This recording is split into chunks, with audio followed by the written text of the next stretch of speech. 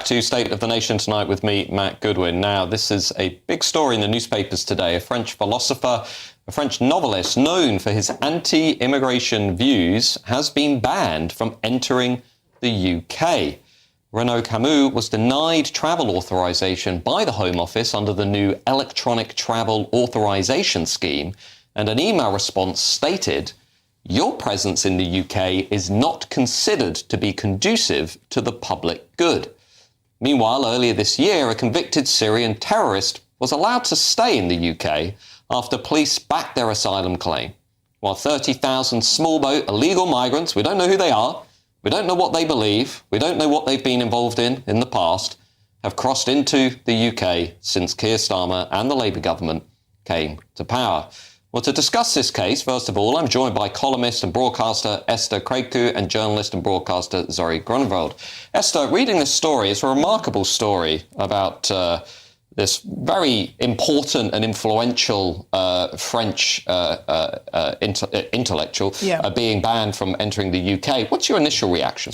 So this individual is quite interesting because he's the kind of proponent of and the creator of the Great Replacement theory, which is this idea that Western governments, in particular in Europe, have allowed their populations or allowing their populations, their native populations, to be subsumed by immigrants, mainly from Muslim majority countries in North Africa and the Middle East. And the idea behind the Great Replacement is that they're trying to replace their populations. Now, it's a theory, and whether this is their intentional plan is subject to dispute.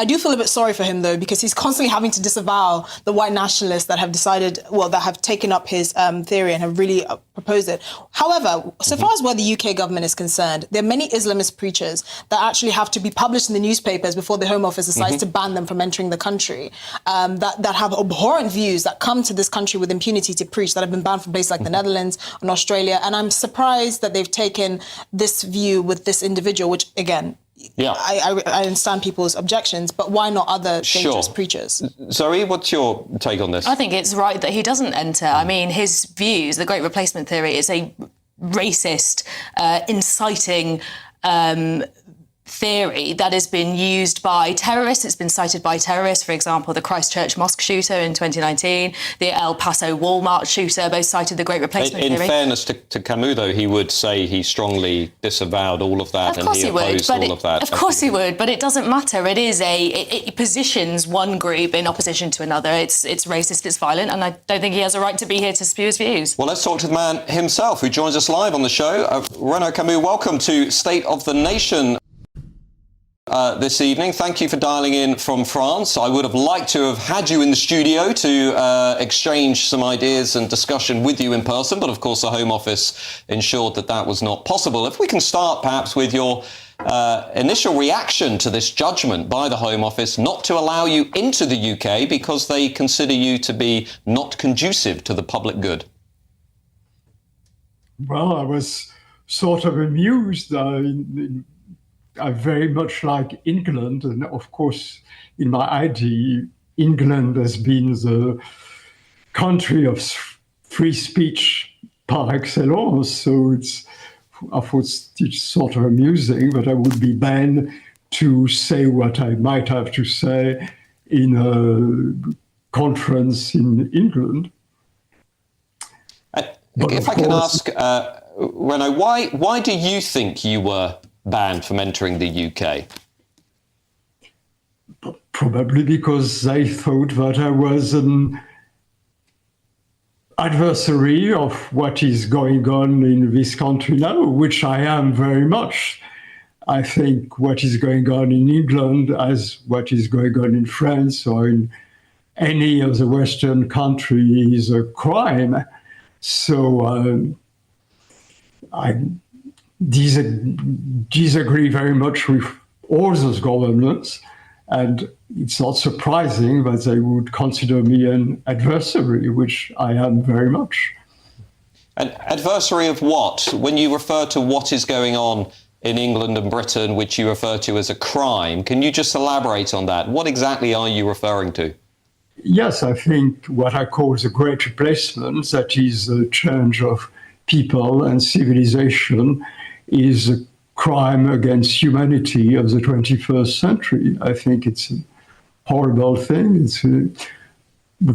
whatever way we call it, we can be called in other words like genocide by replacement or by substitution or just the change of people and civilization. I think for any government, changing his own people is the worst crime a government can commit. And obviously there are people, including one of our panelists here on the show, who would say that the idea of the Great Replacement, the theory of the Great Replacement, has been used to enable right-wing extremists or to advocate a sort of a racist view of the world. What would be your response to those critics? Well, for one thing, there is no such thing as a theory of the Great Replacement. I wish Great Replacement was a theory, but it is not at all. It is a plain fact, and it's a horrible fact, and it is a crime which is committed by people who call it a theory. The word Great Replacement is all over the world now, the expression, just because it's rightly described what is going on in many countries. And the expression has been used by criminals, but what their crime proves is that they don't know anything about me. Court have established that they didn't even know my name. If they had knew my name, they certainly would not have committed their crime, since my central concept is what I call innocence, non-nonsense, which is a non-violence. I'm great admirer of Gandhi and people like that, just a resistant to colonialism. And I certainly disagree, the word is almost too feeble, any attack or things like that against mosques or mass crime, evidently, with the utmost conviction. And if I can, today Conor McGregor, the Irish UFC fighter, has given an interview to an American broadcaster in which he has said that his concerns over the state of Ireland are very much rooted in this issue of mass immigration. And he has said that he feels the Irish people are effectively being replaced. Do you draw a line between your work and what politicians and figures such as Conor McGregor are now saying? Do you see this as being a reflection of your work? And indeed, do you think that Conor McGregor is right when he says that people in Ireland, the Irish, are being replaced? I don't know much about his personality and his way of thinking on other topics, but on this topic, he's absolutely right.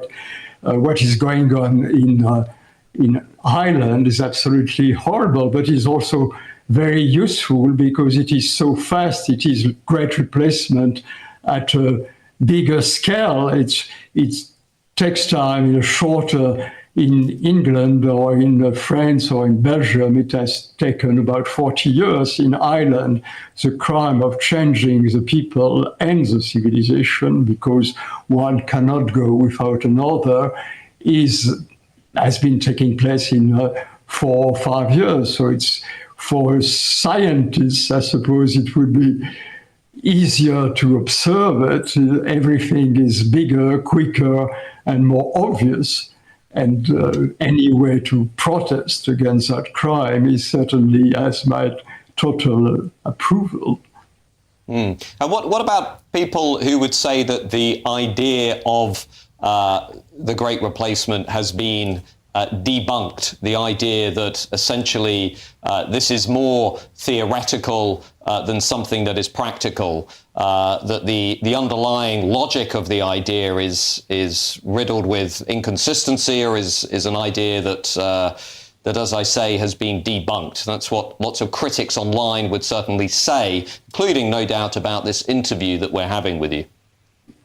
Well, what they call debunked is given numbers and more numbers, and statistics is exactly what has been lying to people the most in the last 50 years.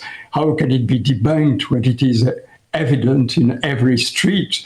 It is a reality because behind every subject you can debate on TV, whether you speak of drugs, whether you speak of the number of rapes, of women's rights, of overpopulation in prisons, in every subject which is debated on television, the reality behind that is the change of people and civilization. And as far when it is not mentioned on any of these subjects, people are just escaping the reality, which is why I was very glad to have the occasion to make a conference on the subject as a conference organized by the Homeland Party next week.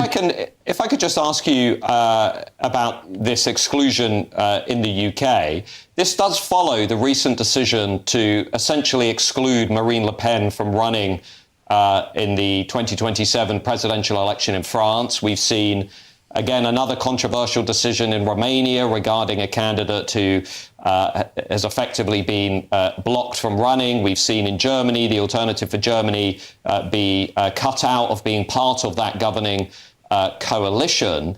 Do you see a link between these cases? Do you view what's happened to you in the UK as being perhaps a symptom of a broader problem that is engulfing Europe and indeed the West more generally?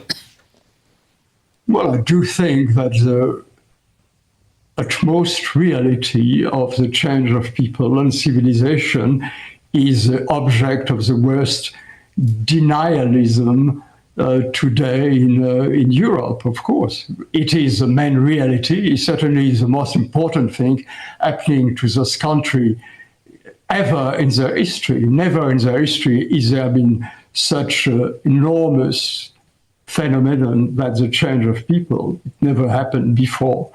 And it is what is the object of the worst negationism or denialism, forgive my bad English. Well, your English is a lot better than my French, and I'd like to thank you for taking the time for joining our show this evening. As I say, we would have liked to have had you in the studio, but perhaps that will be possible in the future. But Renaud Camus, thank you for joining us. Now, I do have a previous statement from the Home Office, which, apologies, this is a current statement from the Home Office. It came through quite late this evening. It said, "It is our long-standing policy not to comment on individual cases." Well, thank you to Renaud. Now,